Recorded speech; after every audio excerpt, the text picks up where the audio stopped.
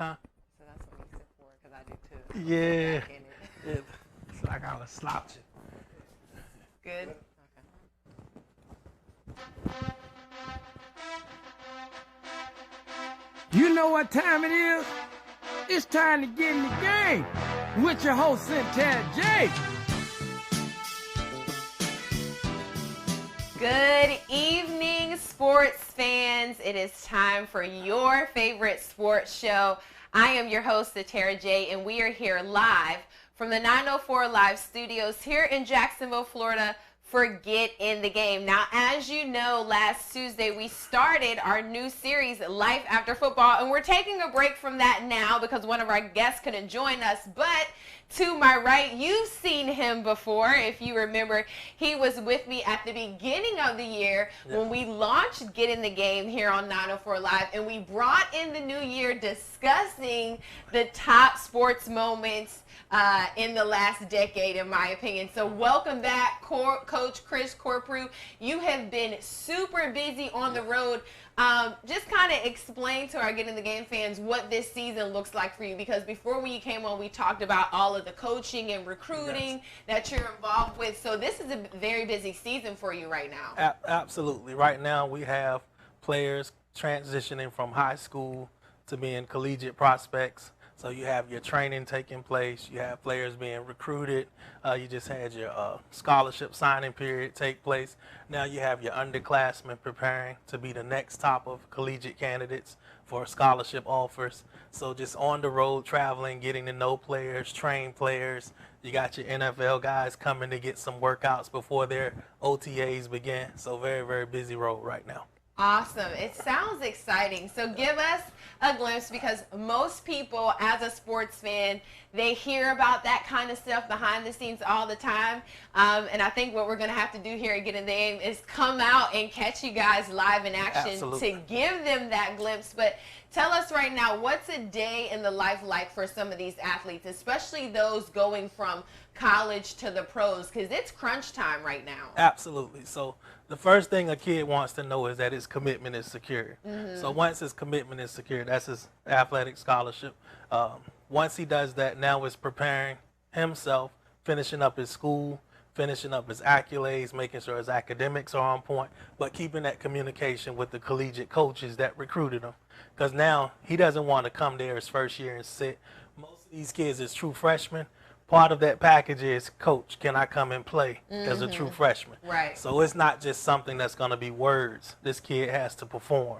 So now that means he has to be part of this program, training, being part of the conditioning, receiving information from the university that he's attending to make sure he's in academic standings, he's on the right path, but doing what the program requires of him. That's weightlifting, that's strength and conditioning. So, and then not just that, those are the minor components. Now it's understanding the playbook that's about to be presented to you. So these guys, they take it very serious. So right now, those players are out looking for trainers, coaches, anybody that can help them get a head start. The biggest head start is with the new guys that are able to graduate in December. Yep. So that's a huge advantage, because you think about it, you're in school for 5 months. Right. So you're not a true freshman, because when August comes around, you've got a whole semester of transition up under your belt. So what does Coach Me Up Sports do, which is the name of your organization that you started, and you created it for a specific reason? Absolutely. Right? So explain that and kind of tell us what you do to help these athletes get ready so that they can transition well. Okay. So we start off all the way from the 4-year-old all the way to the NFL player. Wow. What we saw is collegiate coaches, NFL coaches, former college coaches and players, is that you'll get a kid in high school that's missing. He'll have the natural elements, but he'll be missing the coaching environment. He'll be missing the language, or he'll be missing the body language. Something as simple as basic fundamentals, which foot goes up, understanding in football, what's a technique. You know, this is the technique we need you to use versus zone. This is the technique we need you to use versus man. It's almost like if you're speaking a foreign language to a kid, he'll miss an opportunity to be successful just because he doesn't speak the language. So we provide that. We provide that sound, fundamental, ground base. We're actually an NFL affiliate for NFL Flag. So we have 2 flag locations, one in Savannah, Georgia, and one in Myrtle Beach, South Carolina. Okay. We provide what's called the 17 Showcase Combine. That's a combine that takes place for underclassmen from all the way up from Virginia all the way down to Florida. So it's a six-state tour, and we travel the East Coast. We call it the 17 because it follows the highway of the 17. So we have something called airport recruiting. Most colleges that recruit, you're going to recruit close to the airport. So the schools have a budget. You got a small window to go see as many schools as you can in a certain amount of time. Well, what about those schools that are way off the beaten path? Yeah. That's the old 17 highway. So a lot of good ball players come out of those areas. Something as simple as what they call the muck down in Florida. It's going to be away from 95. It's going to be away from 10. It's going to be that off beaten path. So we bring the combine and the showcase to those areas to give those kids an opportunity to get noticed. Wow. So there are a lot of parents watching right now, parents of athletes who are scrambling. They may have not had the opportunity to have an early commit, or even because we know that even in late February, early March, there are still some students that are still trying to push to get that full scholarship. So how do they get in touch with you so that they can be a part of that 17 showcase if Absolutely. they need to? It's just they go to www.cmu-sports with an S on the end.com. And I'll say this, you used to play the game of, you'll see on Twitter or on Facebook or on social media where guys are saying, I received my 5th offer, I received my 7th offer, my 8th offer. Well, now you want to be careful with that because they have something called the transfer portal. Yeah. So it used to be that a high school athlete had an advantage because his only competition was a junior college player. Well, now you got a kid that's been on the big stream that's deciding to transfer. So now you have a priority. Coaches want transfer portal kids, junior college kids, then high school kids. Coaches want to win. So at the end of the day, instead of shopping yourself around, I think I would make a recommendation for a player, if you're going to make a commitment, stick to it, to secure your own education. Right. That sounds good. So let's talk about those guys that are getting ready for combine. This is the NFL combine. So guys who are now declaring for the draft, whether they're underclassmen or they automatically go in the pool because they've graduated, finished their 4th year or 5th year as a senior, and now they're getting ready to train. Yes. May not get an invite to, the NFL combine, so they have their pro day to work on. So how is Coach Me Up Sports helping those athletes? We also, what we do with that component is, you want to gather film. You want to see exactly what it is that a player lacks or needs to improve on.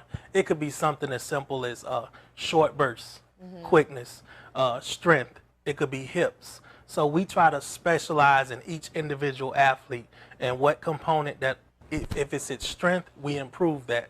If it's watching film, we'll teach a player how to watch film. Once again, we talk about that language.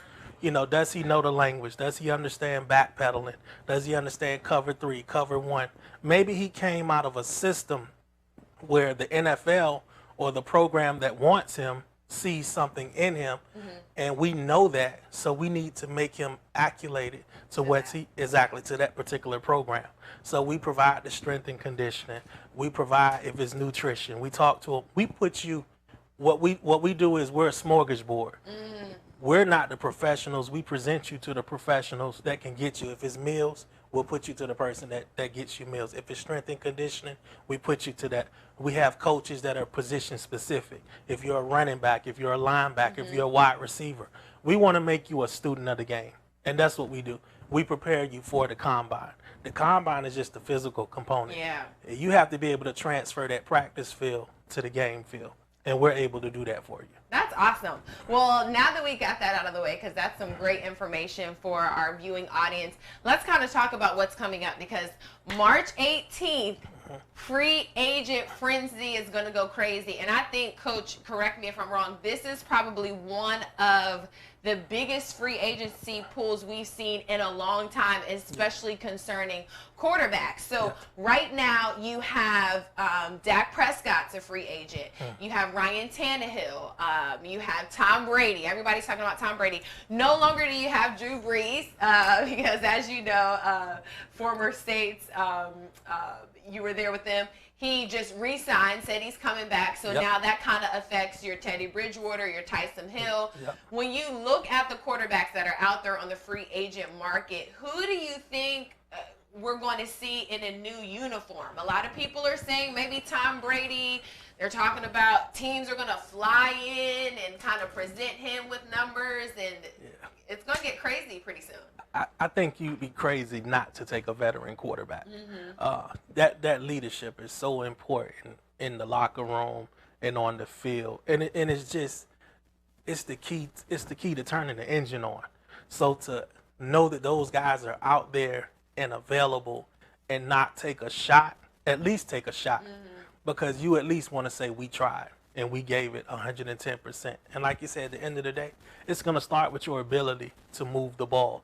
And they do say championship defense wins championships, but there are things like field possession, time of clock. You have to give that defense a break. You know, no defense can stay on the field forever, and you have to put your defense in a situation to win.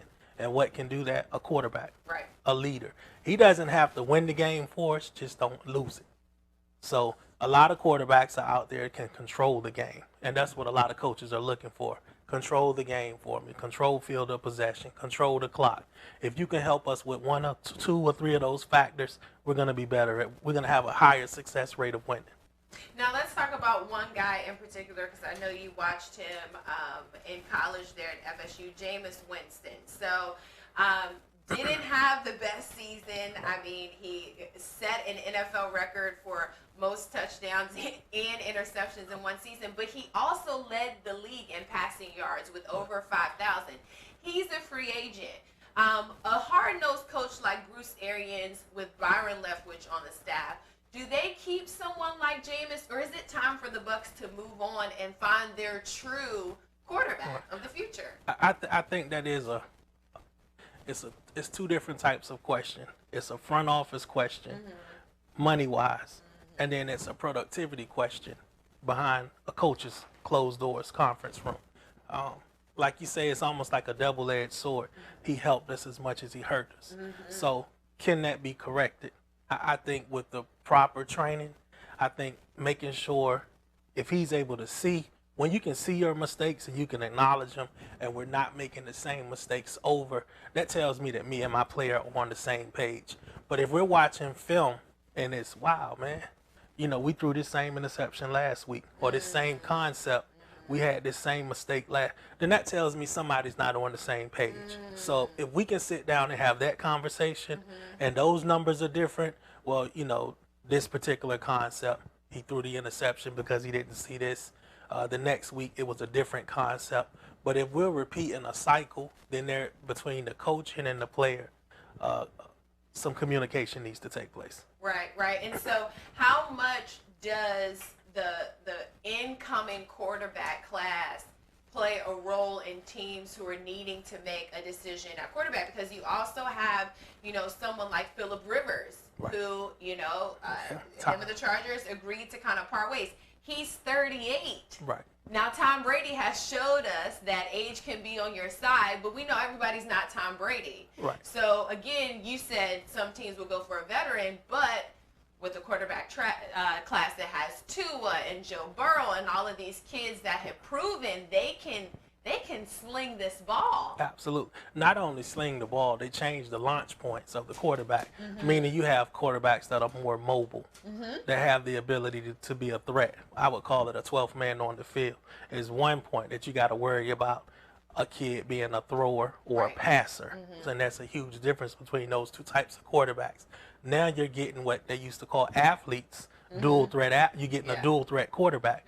This guy can, Lamar Jackson, this guy can run and throw the ball. I'm pretty sure a lot of the critics that talked about his passing ability will probably want to take some of that back now. Yeah. So, now and he's a dual threat. So not only do we have to worry about his arm, or they didn't think that his arm would develop as fast as it did. Right. But that's where I count into play. You can never question a person's heart.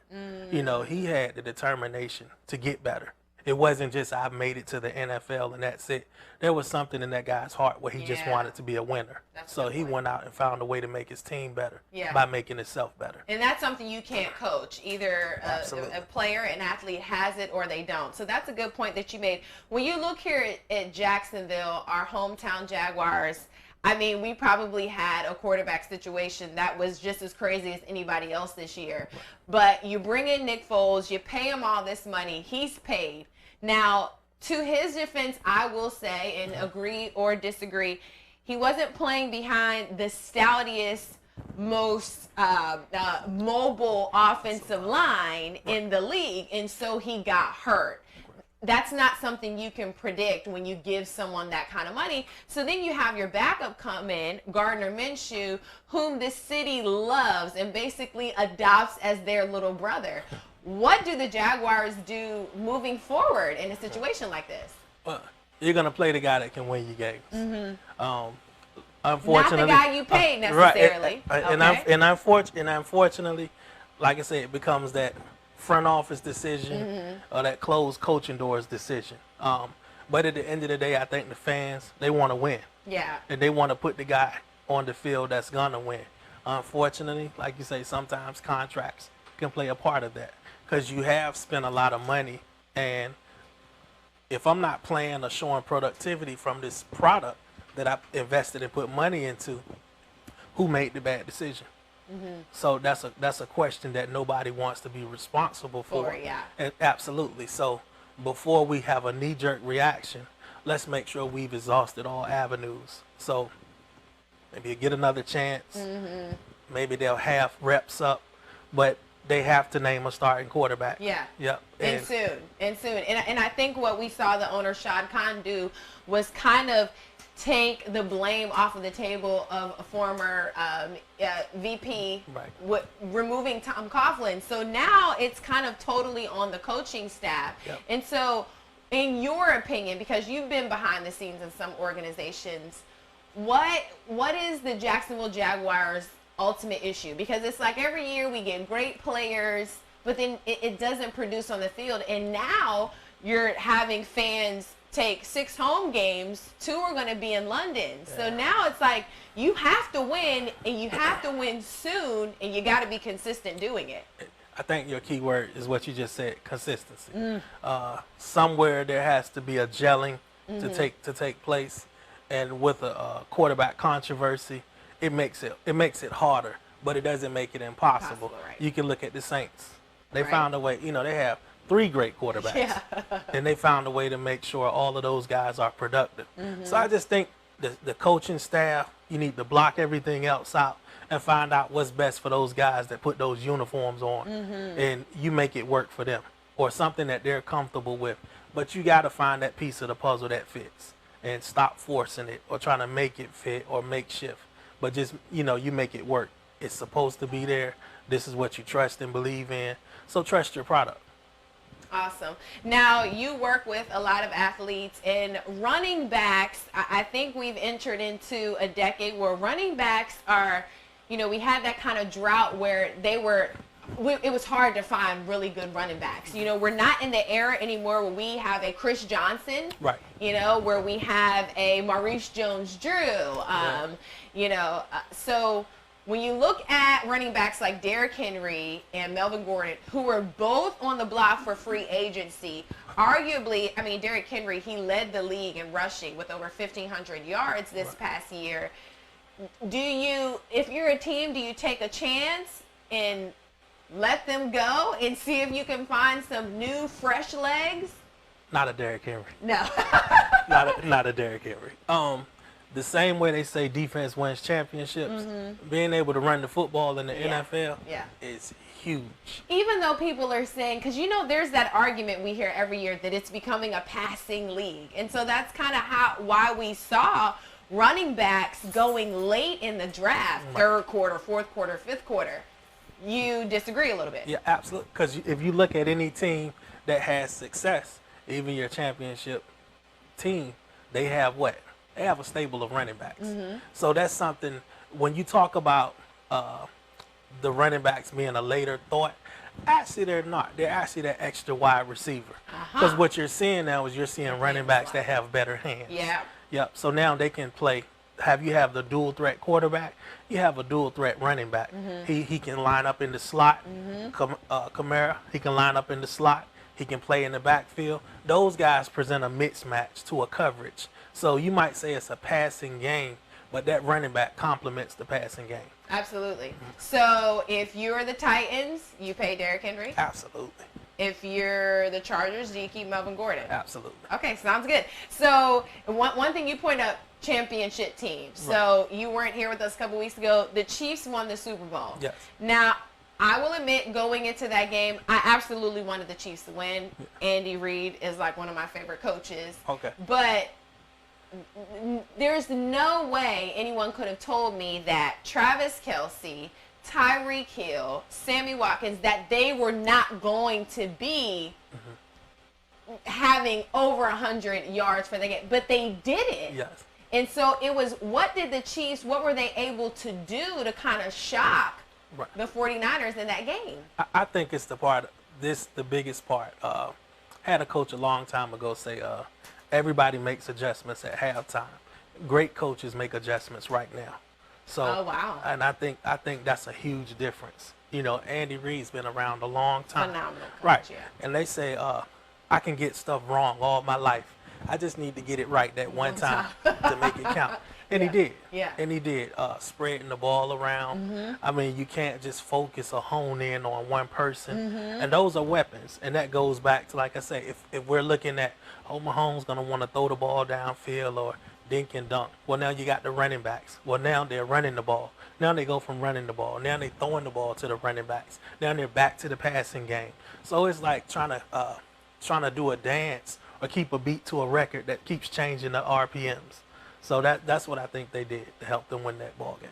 Cool. So you said a lot, and we've heard it. I mean, I think Ray Lewis, I'm sure someone said it before him, but I remember him saying after the Ravens won their first Super Bowl that the defense, won that championship. Absolutely. So when you look on the defensive side of the ball, you've got guys like Jadeveon Clowney, Chris Jones, Byron Jones of the Cowboys, Yannick Ngakoue here in Jacksonville, Shaq Barrett in Tampa Bay, Eric Armstead in San Francisco. All free agents. This is like a serious hardcore free agent class. As a team, if you're looking at who you want to keep and who you pay, Shaq Barrett is the guy, led the league in sacks. Tampa Bay keeps him. Will they be able to keep him? Money-wise, exactly. Right? Yeah. I think that's the question. And you never really want to let go of your defense. Yeah. You might show up with a bad offensive night, but you should never, ever show up with a bad defensive night. For instance, like they say the same thing about basketball. I can have an off shooting night, Right. but I should never have an off defensive night because that's just effort. Right. That's just effort. So replacing those guys, and especially when they're part of a system and they fit that component and they're familiar with it, do you trust having somebody that you can bring in and fit that piece that you can plug in right now? So that's the question. And I think it takes a little longer to develop a defensive player because there's more being thrown at them. A lot of their situations are going to be see, react, respond. And you got to make the right response. So it's not always just I'm going to be the physical brute, but you need to know what's going on. If not, somebody like a Tom Brady, they'll eat you up. Right. And so you when you say that, it's like you have a team like Tampa Bay that has a decision to make because you've got Jameis Winston, or do you keep somebody like Shaq Barrett? Right. And as you said, this is a league that kind of realized the importance of having an Aaron Donald-like player on the team. Your quarterback, they're probably always going to be your highest paid player. Your left tackle should be the next, and we saw that. We saw that happen with Joe Theismann, right? Yeah. And then your third guy should be that defensive end that can run off the edge. So Tampa Bay has a big decision to make. Jacksonville does as well, because are you going to keep Yannick Ngakoue, and your opinion of that is? I would. Yeah. You got to have something to hold on to. Right. If they're going to show up and play, and that's what I'm going to look at. I'm going to look at numbers. I'm going to look at success. Are we having the type of success that we need on the defensive side of the ball? Mm-hmm. And I believe Jacksonville, when they hit that uphill stride and where they were doing good, it was the defense that people were talking about. And the defense was playing lights out, lights out. So if it's not broke, don't fix it. Gotcha. Leave it. Don't mess with that part. Fix what's wrong. And I don't think the defense is what's wrong. So Gotcha. you can bring in some guys. You keep those veteran defensive players around. Mm-hmm. You need somebody to coach those guys up. They're going to listen to a guy that has that uniform on, unfortunately, before they listen to the guys. They'll listen to that guy blowing the whistle because they know he's part of helping them get their check cut. But those guys that's on that field help protect them, help them make more money. So I think that's the difference. But I would definitely hold on to my defensive side of the ball. Good point you made. So we've got the draft coming up. It seems like it's far away, but it's really not. This year it's going to be in Vegas, April 23rd through 25th. And when you look at the draft order, you've got the Bengals at the top, then the Redskins, the Lions, the Giants, and the Dolphins, who also have the 5th pick, the 18th pick, and the 26th pick. We know that the Dolphins have a lot that they need to fix. But rumors, of course, before every NFL draft, there's talks about who's going where, and is Joe Burrow going first, or is it going to be Tua, whose last name I will not say because nobody wants to mess that up. But he's possibly being considered as the 5th pick for the Dolphins. But most people did not see him going this high because of the hip injury. Right. What are your thoughts on that? Maybe they're relying on Nick. Okay.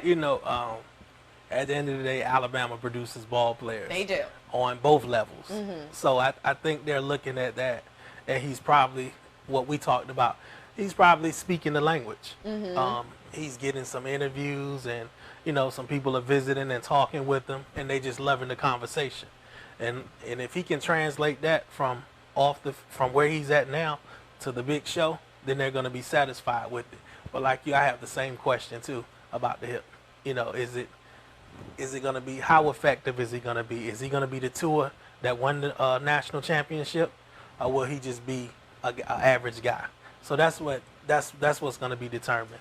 And so I think doctors are going to play a role. His workout is going to play a role. Mm-hmm. So all of those private performances are going to take place. But I think, like you said, there's some guys out there, shocking that he would go that high. But there's a need for quarterbacks. Absolutely. And especially with the Dolphins, because they have been scrambling the past couple, just trying to figure. I mean, they could use anybody at this point, right? So let's talk about Joe Burrow, because this is probably one of the most, he's an interesting guy because he's quietly confident, but he's also very boisterous and somewhat confident. I won't say arrogant. Right. When I look at Joe Burrow, he could possibly go to the Bengals. He's a winning quarterback. Yes, it would be hard for him to go there. So my thoughts on Joe Burrow was, could we possibly see like an Eli Manning, Phillip Rivers situation where he pulls an Eli and is like, I'm not going to the Chargers. I don't care how this plays out. And we saw Eli go to the Giants, and we know how that has ended up for both quarterbacks. Right. Is Joe Burrow that kind of a guy? I want to say no. I want to say no. I think he has shown like he was a leader for that team this year. Absolutely. He stepped up.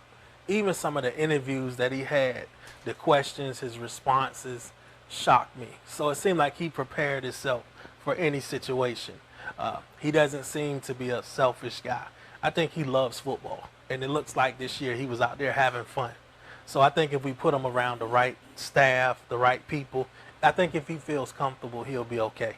And even if he doesn't feel comfortable, I think he'll find a way to make himself comfortable. He'll make it work, right? But it should be interesting. Anything can happen in Vegas. So, yeah. But I just had this feeling that if somebody would be the guy to do it, it would be him, because he's so used to winning. And to be honest, I mean, you could take that whole LSU team and put them up against the Bengals. And you could. I mean, people say all the time the guys in college could never go against the NFL team. But the reality of it is those same 19, 20, 21-year-olds who we are seeing making big plays in college are the ones that the following year declare early for the draft and end up on an NFL team. That's true. So is it really age anymore or experience, or is it just pure raw talent? I think it's experience and coaching. Okay. I think it's definitely you have to put coaching in there, because I can just put a Neanderthal on the field, and it doesn't mean he's going to be, if he doesn't know which way to run, which way to catch, which way to block, he's still lost. So the coaching component is going to help. And like we said, he has to fit the system. Guys have to fit the system. That's what's going to help them be successful. So I think if you put a staff around him that's going to use his attributes, that's going to help them get W's.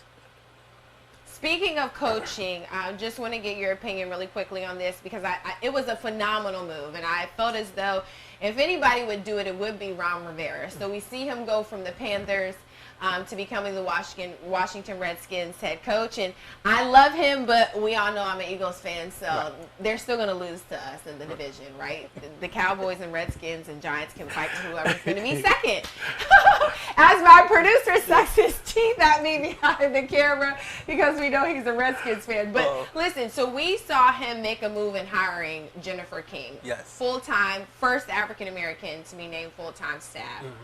What does that do for the league? Where are we going? What is the future of the NFL now that a move like this has been made?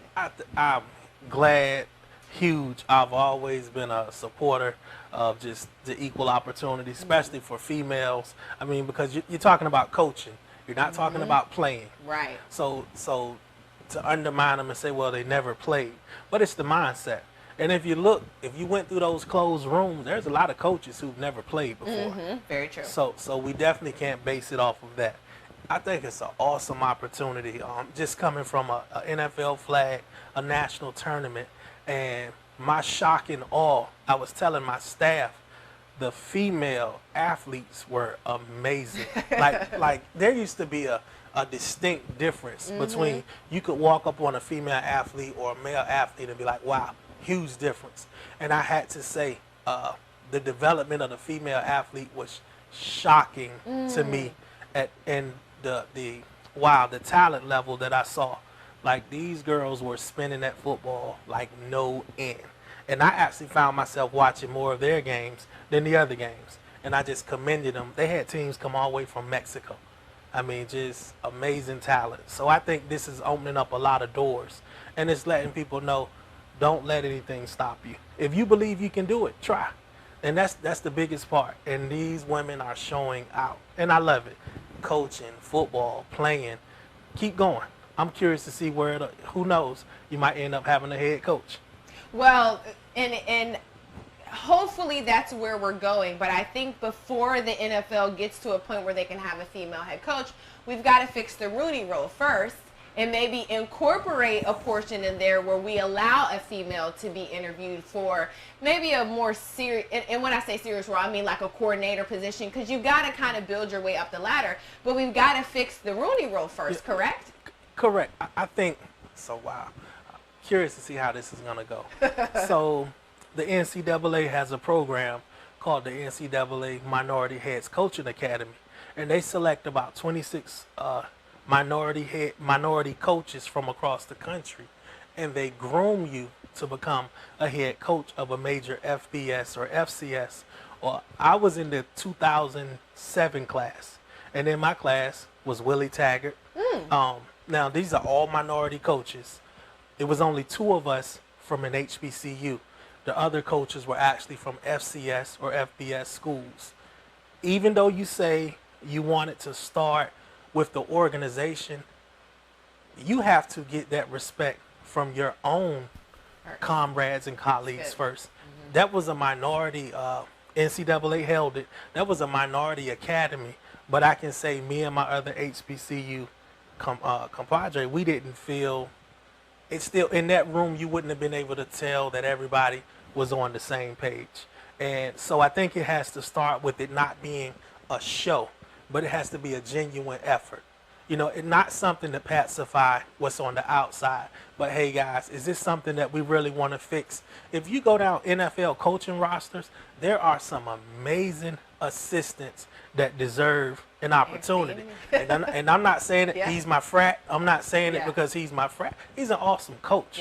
He's an awesome coach. There are some guys that have been around the league for years, and they don't get, when I say the just due, not because they've put the time in, but because of the productivity that they provided to those programs. So I think those dudes deserve an opportunity.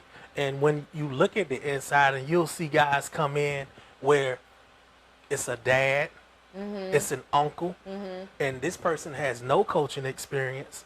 And for you to be there 10 or 15 years and watch this person shoot by you, and then all of a sudden he's your superior.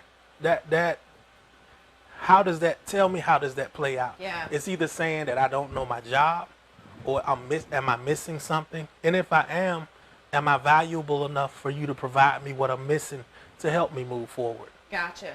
And correct me if I'm wrong, because you brought up a good point about there being, you know, when you do look at an NFL roster, it's mind-boggling of how many of those assistant coaches are African Americans. So obviously an organization knows that you have to have them on your roster. Absolutely. They're just not as willing to give them a head coaching position. Absolutely. But does that start at the college level? Because we recently just saw Charlie Strong become, you know, a defensive coordinator with Nick Saban there in Alabama. But there's no reason why Charlie Strong shouldn't be a head coach somewhere with all of these schools that need head coaches, especially when you saw someone like, you know, no offense, Cliff Kingsbury leave Texas Tech on a losing record and get the head coaching job for the Arizona Cardinals. So we've got to fix it at the lower level, right, Absolutely. first before we move up? I totally agree. They all work hand in hand. The thing is, you have the money coming from different pots. There you go. So on the college level, you have the boosters. Even with people say where the boosters are outsiders, they still make a financial contribution. Absolutely. And to their an opinion institution. is, yeah. Absolutely. Gonna be- When you talk about the NFL, you talk about private ownership. So you talk about, how are you going to tell me how to run my company? So that person or those entities have the absolute power to hire who they seem fit to run their program. So that's a huge block. So you know, are we talking about equality or equity? And I think that's a huge, you know, that to understand that difference, you'll get it. But as far as deserving the opportunity, there are so many minorities out there that do deserve the opportunity to have the head coach title or a chance just to prove themselves. And you're absolutely right. Their coaches. There was a coach that was a young coach that was at the Oakland Raiders. He was at the University of Tennessee. He was at the University of Southern Cal. Like, who gets those many opportunities? Right. And where's the hardware on the fingers to show that this is what I'm worth? Right. I provided championships. So just with that being said alone, just guys deserve chances. Yeah, and when you look at the difference in the two leagues, speaking of, you know, the two major leagues, NBA, NFL, they seem to have it a little bit different than we do in the NFL. I mean, even down to the point where we saw in the NBA All-Star, I thought it was hilarious. When you look on Twitter, the amount of NFL players that were commenting and saying, hey, NBA, can you come and change our All-Star game to kind of mimic and look like yours? And so maybe changing the All-Star format is not the only thing that we need to see transition over. I totally agree. I'm always impressed with the NBA, how they reach out. The relationship between the players and the owners, or the head coaches, I'll say, in the NBA is amazing. Those guys get the opportunity to speak their mind. It doesn't seem like they're afraid to lose their paycheck. Well, if I say this, I might not have a spot on the roster. You really don't see that from NBA players. So I think I would like to see that spirit transition over to the NFL. Do you think that that has a lot to do with who's at the top? Because Roger Goodell and Adam Silver are two totally different people. And so was David Stern, God rest his soul, who just recently passed away. But he was a different type of person as well. I absolutely agree. And once again, it's the entities behind that person that push their influence. So even with them being one person, it also boils down to, what am I willing to stand up for?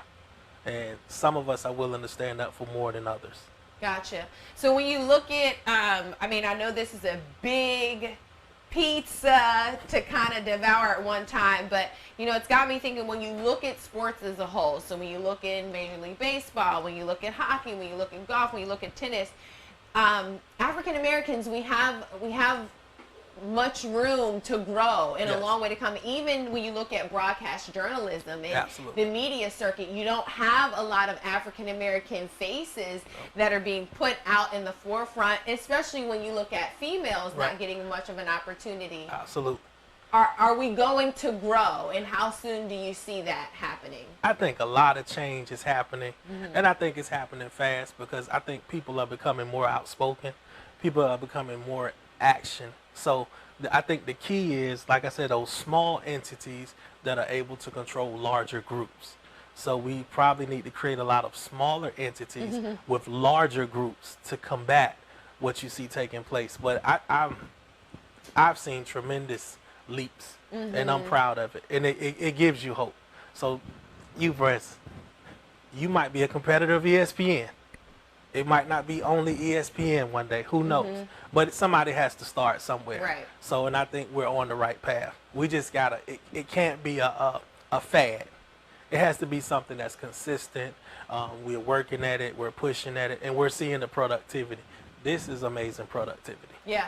ESPN, look out. My producer is definitely excited. We're coming for you. But you make a great point. And speaking of beginning new things, the XFL. I mean, I don't think people really, when they announced that they were coming back, I don't think people took them seriously. But this league is on to something, and it's special because what we're seeing them do with changes in rules like the kickoff, protecting the athlete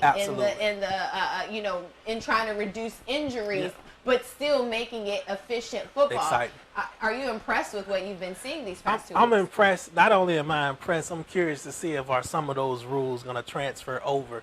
If you're talking about safety, and it's something to swallow your pride, but it's another thing to just identify right is right. So if we enjoy what we see, but do we also care about our product? And if we care about our product, then let's put them in the best situations possible, which is safety. So closing that space minimizes the opportunity for risk. And a shorter, more tighter game. I love the fact that they've added this new referee, you know, whose sole responsibility is to mark the ball. It makes things run so more efficiently. Absolutely. Now, I can tell you one thing that the NFL is not going to add is the live, you know, when you see a flag thrown on the field and they go live in the box to see the referee who's in the booth break. They're definitely not going to do that because I think that one thing we've seen over the past couple of years is, you know, referees coming out and saying, we made a mistake, the whole crew messed up, that shouldn't have been 4th and goal, the team wins and it costs another team the game. So we probably won't see that. But in your opinion, is the XFL a threat to college football because they're taking guys in right from high school? And that part I don't agree with. I think it takes time. There is a difference between a man and a young man. And I think letting a young man's body develop to take that grind that takes place in professional football, that comes with time and development. And that body has to develop. And unfortunately, I think we'll see the results of that. As far as how long will those young men's career last? You know, was it a good career move? And what would have been the benefit if they could have waited 3 years to get that experience? Right. So I think that's what the difference is, because you are taking that factor out of play. Think about the jump from, if you think about the average, how many players are successful going from high school to college football? Yeah. Now you're talking about going from high school to professional. pro. That's a huge jump. Yeah. And I'm glad you brought up professional because I think the people look at XFL and they feel like it's not real football. These guys are same size, making the same hits, you know, same plays. It's still football. I tell you what, let's line up an XFL player and let's line up an NFL player and let them hit one of them, and we'll tell me which one hit you. Yeah. I think that'll let them know if it's a difference or not. Good point. I'm excited about the new league. I know you are. You probably got a couple guys in there that you're watching. Yeah, right, when you have time. So thank you so much for being with us this evening. You came through once again. Tell people again how to follow you, contact you, because you've given a lot of good information this evening. You can find us on NFL Flag if you search for NFL Flag Football Leagues, or you can go to www.nflflag.com www.cmu-sports.com. Or you can just Google Coach Me Up Sports, right? Absolutely. If you don't remember that. Get coached up. Yes, get coached up. Ladies and gentlemen, that is all we have for you this Tuesday evening. Again, because Coach Chris Corprew said at ESPN, we're coming for you. And I don't mind that at all. Don't forget, you can catch us live every Tuesday evening at 6:30 p.m. And if you're wondering where all of these shows go because you're not able to watch us live, you can catch us on our YouTube channel at Get in the Game Show with Satara J. Also follow us on Facebook at Satara Bunch and on Twitter and Instagram at Bunch of Legs. That's LEGZZ. Don't forget to head over to 904live.com, like and share that platform, and just become a member of the 904 Live family. Thank you so much to my producers, Mr. Stefan Petty. Thank you to Mr. Allen. Thank you to my brilliant stylist, Barbara J. And to my mom who is out of town, who you probably didn't hear shouting in the background, Melinda Henry. We definitely miss her this evening. And definitely catch us next week. We will be talking to Mr. Nigel Eldridge, former player for the Tennessee Titans, who resides currently here in Jacksonville. He's going to tell us about his transition from the field into his newfound career on our series, Life After Football. Thank you for joining me this evening. You guys have a great night. Catch you soon.